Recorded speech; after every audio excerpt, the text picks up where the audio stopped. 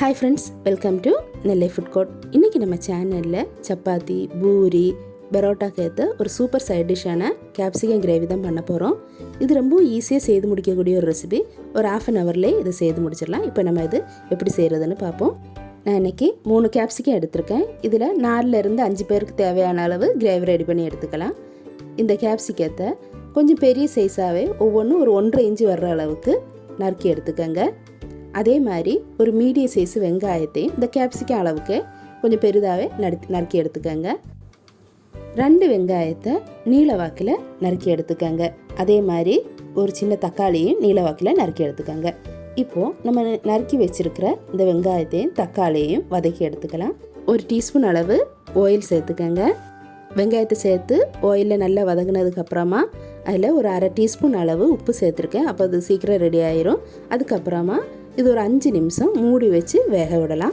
இப்போ வெங்காயம் ரெடி ஆகிடுச்சான்னு பார்ப்போம். வெங்காயம் இப்போ நல்லா பச்சை வாசனை எல்லாம் போக ஓரளவுக்கு வெந்து கிடச்சிட்டு இப்போ நம்ம நல்லா நறுக்கி வச்சுருக்கிற தக்காளி சேர்த்து நல்லா வசங்கினதுக்கப்புறமா ஒரு 2 நிமிஷம் மூடி வச்சு வேக வைக்கலாம். இப்போ தக்காளி ரெடி ஆகிடுச்சு. இதை நல்லா மசிச்சு விட்டதுக்கப்புறமா இதில் நம்ம தேவையான அளவு மசாலா பவுடர்லாம் சேர்த்துக்கலாம். 1 டீஸ்பூன் அளவு மல்லித்தூள் ஆட் பண்ணியிருக்கேன். ½ டீஸ்பூன் அளவு மஞ்சள் தூள் சேர்த்துருக்கேன்.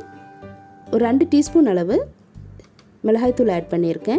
உங்களுக்கு இன்னும் கொஞ்சம் ஸ்பைஸியாக வேணுன்னா ஒரு ½ டீஸ்பூன் கூட ஆட் பண்ணிக்கோங்க. இப்போது இதெல்லாம் நல்லா கலந்து விட்டதுக்கப்புறமா ஸ்டவ் ஆஃப் பண்ணி இதை ஆற வச்சு நல்லா ஃபைன் பேஸ்ட்டாக அரைச்சி எடுத்துக்கலாம். இப்போ நம்ம நறுக்கி வச்சுருக்கிற கேப்சிகத்தையும் வெங்காயத்தையும் ஃப்ரை பண்ணி எடுத்துக்கலாம். ஒரு 5 டீஸ்பூன் அளவு எண்ணெய் சேர்த்துக்கோங்க.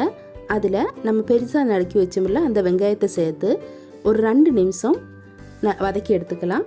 இது நமக்கு வெந்து கிடைக்க வேண்டாம், அதோட க்ரன்ச்சினஸ் அப்படியே இருக்கணும். அதனால் மீடியம் ஃப்ளேமை விட கொஞ்சம் ஹையிலே வச்சு ஒரு மேக்ஸிமம் 3 நிமிஷம் மட்டும் நல்லா வதக்கி எடுத்துக்கோங்க. அதுக்கப்புறமா இதை மாற்றி வச்சுட்டு நம்ம நறுக்கி வச்சுருக்கிற கேப்சிகத்தை இதே ஆயிலில் ஆட் பண்ணி அது ஃப்ளேமை கூடவே வச்சு மீடியமை விட ஹையே வச்சு அதையும் ஒரு 3 நிமிஷம் வதக்கி எடுத்துக்கோங்க. கேப்சிகம் நமக்கு வேக வேண்டாம், அதோட க்ரன்ச்சினஸும் கிறிஸ்பினஸும் அதே மாதிரி இருக்கணும். அதனால் ஃப்ளேமை ஹையிலே வச்சு ஒரு மேக்ஸிமம் 3 நிமிஷம் எண்ணெயில் ஜஸ்ட்டு ஃப்ரை பண்ணி எடுத்து அதையும் எடுத்து மாற்றி வச்சுக்கலாம். இப்போது அதே எண்ணெயில் ஒரு சின்ன துண்டு இஞ்சி, ஒரு ½ இன்ச்சு அளவு இஞ்சியும் ஒரு பல் பூண்டையும் சின்னதாக நறுக்கி சேர்த்து தாளித்ததுக்கப்புறமா நம்ம அரைச்சி ரெடி பண்ணி வச்சுருக்கிறோம்ல அந்த மசாலாவை இதில் சேர்த்து இந்த எண்ணெயிலே ஒரு 2 நிமிஷம் வதக்கும். இப்போது இந்த எண்ணெயில் இந்த மசாலாவை நல்லா வதக்குனதுக்கப்புறமா நம்ம இந்த கிரேவிக்கு தேவையான அளவு தண்ணி சேர்த்துக்குவோம். இது ஒரு திக் கிரேவினால் ரொம்ப தண்ணி சேர்க்க வேண்டாம். நான் மசாலா அரைச்ச தண்ணி 1 கப் மட்டுமே இதில் ஆட் பண்ணியிருக்கேன். இந்த தண்ணியோடு சேர்த்து மசாலாவை நல்லா கலந்து விட்டதுக்கப்புறமா தேவையான அளவு உப்பு சேர்த்துக்குவோம். நம்ம இதுவரை இதில் உப்பு சேர்க்கலை, ஆனால் வெங்காயம் வசக்கும்போது மட்டும் ஒரு ½ டீஸ்பூன் அளவு உப்பு சேர்த்துருக்கோம். தேவையான அளவு உப்பு சேர்த்து இது ஒரு கொதி வந்ததும் நம்ம ஃப்ரை பண்ணி வச்சுருக்கிற வெங்காயத்தையும் கேப்சிகத்தையும் இதில் ஆட் பண்ணிக்குவோம். கேப்சிகம் வெங்காயம் சேர்த்ததுக்கப்புறமா அதை ரொம்ப கொதிக்க வச்சு வேக விட போகிறதில்ல, ஏன்னா அப்போ தான் அதோட க்ரன்ச்சினஸ் அப்படியே இருக்கும். அதனால தான் இந்த மசாலாவை எண்ணெயில் கொஞ்சம் நல்லா வதக்குறோம். அப்போ மசாலா வாசனை எதுவுமே இந்த குழம்புல இருக்காது. கேப்சிகம் வெங்காயம் சேர்த்ததுக்கப்புறமா ஃப்ளேமை சிம்மில் வச்சுருங்க. வச்சு மூடி போடாமல் ஒரு 2லேருந்து 3 நிமிஷம் வரை கொதி வர விடுங்க. அப்போ அதில் உள்ள எண்ணெயெல்லாம் திரண்டு குழம்பு நல்லா ரெடி ஆயிரும். அவ்வளோதான், நம்ம ஸ்டவ் ஆஃப் பண்ணிடலாம். நம்மளோட டேஸ்டியான கேப்சிகம் கிரேவி ரெடி ஆயிடுச்சு. இது சப்பாத்தி பூரிக்கெல்லாம் நல்ல சூப்பரான சைட் டிஷ்ஷாக இருக்கும். இந்த ரெசிபியை கண்டிப்பாக உங்கள் வீட்டில் ட்ரை பண்ணி பாருங்கள்.